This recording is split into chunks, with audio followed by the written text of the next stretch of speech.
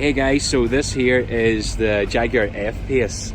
Now, our DT4 model fits it really well. Neatly in between these two parts. So when you're putting it in, I'll just take it. You're over that slight ridge. It just fits in neatly.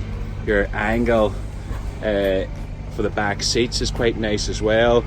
Recommended, as always, the bumper protector cover so that your dog isn't scratching the seal and stuff when he's jumping in. But yeah, it's quite a good fit. I'll just close the boot here for you. Usually flick that up and hit the button.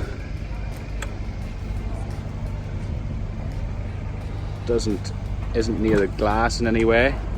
So yeah, there we go. We'll have a look in here and see what way it fits on the back seats here. So yes, very snug. These seats are adjusted forward a little bit, but yeah, they're in a comfortable position when you've got the box in. So